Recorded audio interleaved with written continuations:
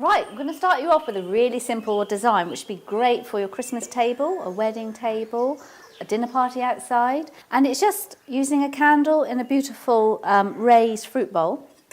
And I'm just going to start arranging some of the fruit around the candle. And we're just building like a small tower. So these are lovely nectarines. I've just polished them using a kitchen towel, just to give them a little bit of a shine. In the book, you'll notice that we've used large head roses. I want to also show you that you can also use flowers from your garden. So we're going to incorporate some dahlias into this design. I'm just going to start adding plums here and a peach I've just added there. And you're just starting to just place them around. It's a nice lip on this dish here, so it stops the fruit falling off. Just going to put some greenery in now. There's a few cherries. They're nice and deep, and they're going to start bringing the colours of the dahlia in a minute. Some red currants, just draping over the fruit. It's better to use the grapes in small bundles rather than try and drape too many on. It means you can just tuck them in where you feel it needs a little bit of greenery.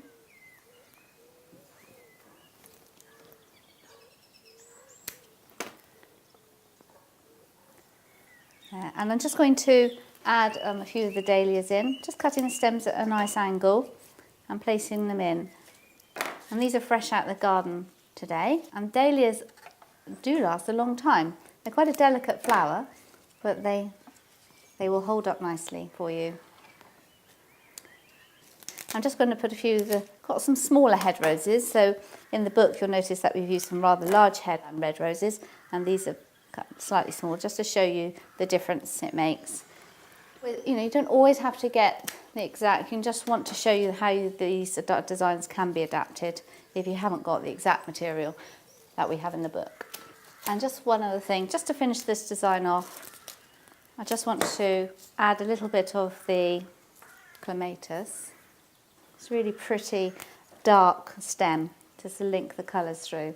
I'm just tucking a little bit in, so we're sticking it down through the fruit and just tucking it under, just to give a nice little bit of movement. And if you can't get hold of clematis, then you could use trailing ivy, as long as you might want to take the leaves off the ivy and just have the stem showing, just to finish it off.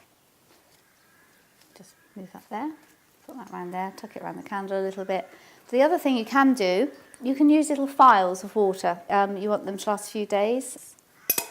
And I'm just going to just put a little bit of water into the design there to give the flowers some water.